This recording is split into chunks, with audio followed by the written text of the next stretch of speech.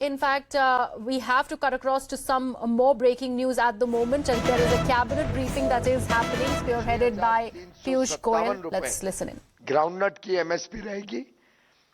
Sesamum seed जो है, sesamum में भी 10.3% की वृद्धि की गई है। 8,635 रुपए उसका एमएसपी तय किया गया है। और पैडी जो साधारणतः बड़े मात्रा में उत्पादन होता है, पैडी की एमएसपी में 7% की वृद्धि की गई है। कॉमन ग्रेड में 2,183 रुपए 2183 प्रति क्विंटल और पैडी ग्रेड ए में 2,203 रुपए प्रति क्विंटल की नए निर्धारित एमएसपी को आज कैबिनेट की मंजूरी मिली है। इसी प्रकार से ज्वार, बाजरा, रागी, मेज, तुर, अरहर दाल, उड़द, सनफ्लावर सीड, सोयाबीन, निगर सीड, इन सभी में लगभग 6 से 7% की वृद्धि इस खरीफ मार्केटिंग सीजन के लिए की गई है। डिटेल्स आपको उपलब्ध करा दिए जाएंगे। कापूस में, कॉटन में बहुत बड़े रूप में वृद्धि करने का निर्णय कैबिनेट ने लिया है। कॉटन की मीडियम स्टेपल एमएसपी को 8.9 लगभग 9% बढ़ाकर 6,620 किया गया है और लॉन्ग स्टेपल कॉटन को 7,020 यानी 10% की वृद्धि कैबिनेट ने आज स्वीकृति दी है। इन सब कार्यक्रमों के साथ साथ एमएसपी की जो बढ़ती हुई दाम है, इसके साथ साथ जैसे मैंने बताया, चाहे वो बीज हो, चाहे फर्टिलाइजर हो, जो बिना बढ़त के इतने दुनिया में इतने दाम बढ़ गए, लगभग 3 गुना 4 गुना होने के बावजूद भारत में फर्टिलाइजर के दामों में जरा भी वृद्धि प्रधानमंत्री जी ने होने नहीं दी, जिसके कारण हमारे किसानों को बहुत लाभ मिला। शायद एक एक किसान का लाभ देखने जाए तो हजारों रुपए का लाभ किसानों को सिर्फ और सिर्फ फर्टिलाइजर दाम ना बढ़ाने से पिछले वर्ष में मिला है। और ये बात में कोई दो राय नहीं है कि प्रधानमंत्री जी की बहुत ही सफल कूटनीति के कारण जिस प्रकार से उन्होंने आज की दुनिया की बहुत ही गंभीर दिक्कत वाली परिस्थितियों के बीच में भारत को पर्याप्त मात्रा में फर्टिलाइजर उपलब्ध हो, इसको जो सुनिश्चित किया, वो वास्तव में पूरी दुनिया ने नोट किया है। कई बार हम जैसे WTO वगैरह की मीटिंग्स में जाते हैं या खाद्य सुरक्षा की मीटिंग्स के ऊपर जब चर्चा होती है तो पूरा विश्व आश्चर्यचकित रहता है कि भारत में ना तो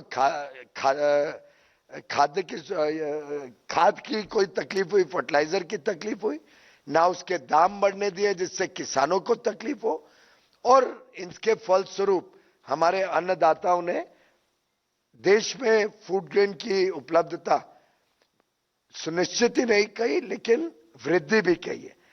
दो इंटरेस्टिंग पॉइंट्स हैं। पिछले 4 साल में दलहन में लगभग 25% की उत्पादन में वृद्धि हुई है और तिलहन में लगभग 30% की वृद्धि देश के किसानों ने की है।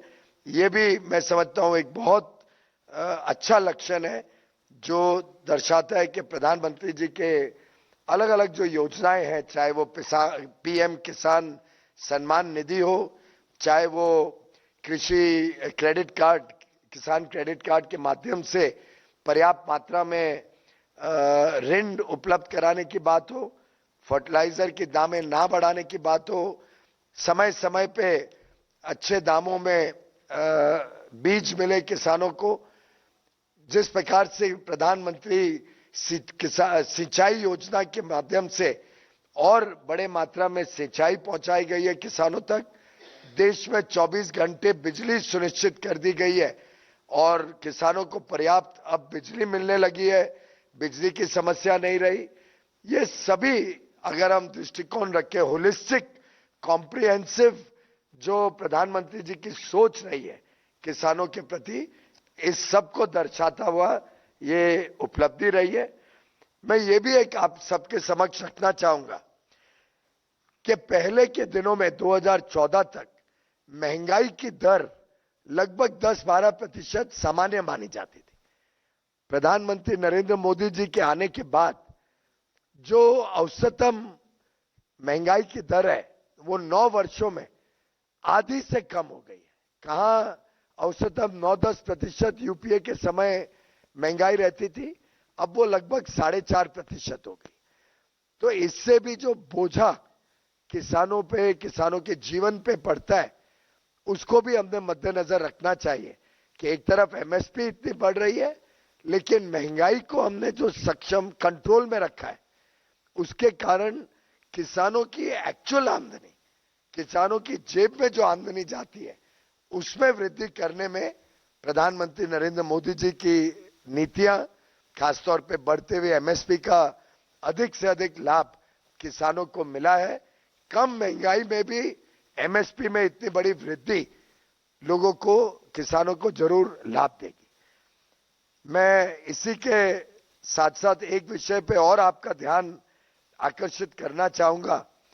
यह है जो मुफ्त में प्रधानमंत्री नरेंद्र मोदी जी ने प्रधानमंत्री गरीब कल्याण अन्न योजना के तहत 80 करोड़ लोग, यानी लगभग 16 करोड़ परिवार, 16-17 करोड़ परिवार, अगर औसतम 5 का एक आंकड़ा पकड़े तो 16-17 करोड़ गरीब या निम्न मध्यम वर्ग परिवारों को जो मुफ्त में अनाज दिया है, उसके कारण भी गरीब के घर में बहुत सहूलियत पहुंचती है, उनका खर्चा कम होता है, उनकी जेब पे बाहर तकलीफें कम पड़ती है। अगर सामान्य रूप में अगर हम देखें, तेलंगाना में 5 किलो चावल हर व्यक्ति के हिसाब से, अगर 5 व्यक्ति हो परिवार में, तो 25 किलो चावल तेलंगाना के गरीब परिवार को मिलता है। अब 25 किलो अगर वो बाजार में खरीदने जाए तो 40 रुपए किलो पे खरीदे तो 1000 रुपए उस परिवार का मासिक खर्चा हो जाएगा, सिर्फ अपने परिवार के चावल खरीदने पे। कोविड के दिनों में तो इसको 2 गुना कर दिया गया, यानी कोविड के दिनों में जब 10 किलो चावल दिया जाता था तेलंगाना के लोगों को, तो सीधा 2000 रुपए का लाभ, बेनिफिट हर गरीब परिवार को, हर निम्न मध्यम वर्ग के परिवार को सीधा मिलता था। अगर अंत्योदय अन्न योजना के तहत जो प्रधानमंत्री गरीब कल्याण अन्न योजना में आते हैं, जिन परिवारों को 35 किलो दिया जाता है, अब 35 किलो का देखें तो सीधा 1700 रुपए मासिक उस परिवार का खर्चा चावल में तेलंगाना में बचता है। और यही स्थिति कर्नाटक की है। 5 किलो चावल जब कर्नाटक में हर परिवार को दिया जाता है, गरीब परिवार को 5 किलो प्रति व्यक्ति, यानी 25 किलो कर्नाटक के हमारे गरीब परिवारों को, निम्न मध्यम वर्ग परिवार को दिया जाता है, तो सीधा 1000 रुपए मासिक उस परिवार को लाभ मिल रहा है। कोविड के दिनों में वहां भी 2000 रुपए का लाभ हर परिवार को मिला। 28 महीने तक यह लाभ उनको मिलता रहा, 28 महीने तक। अंत्योदय अन्न योजना के तहत जो बेनिफिशियरीज है, लाभार्थी हैं, उनको आज भी 1700 रुपए तक का लाभ, 35 किलो जब चावल मिलता है तो सीधा उनके जेब में बचत होती है। और ये आंध्र प्रदेश ले लो, पूर्वोत्तर के राज्य ले लो, सब में सीधा 1000 रुपए का लाभ हर परिवार को पहुंच रहा है। तमिलनाडु में भी 5 किलो जब चावल पहुंचता है प्रति व्यक्ति और 25 किलो प्रति परिवार और 35 किलो प्रति अंत्योदय अन्न योजना के तहत बेनिफिशियरी को, तो सीधा 1000 रुपए उनकी जेब में बचत होती है। पश्चिम बंगाल में 3 किलो चावल, 2 किलो गेहूं के हिसाब से अगर हम देखें तो परिवार को जब 5 के औसतम मैं ले रहा हूं 5 का परिवार, तो सीधा 900 रुपए पश्चिम बंगाल के हर परिवार को हर महीने बचता है। कोविड के दिनों में उनका भी 1800 रुपए प्रति महीना 28 महीने तक बचा। And with that, we are slipping into a very short break. News and updates continue right here on CNN News 18. Stay tuned for more.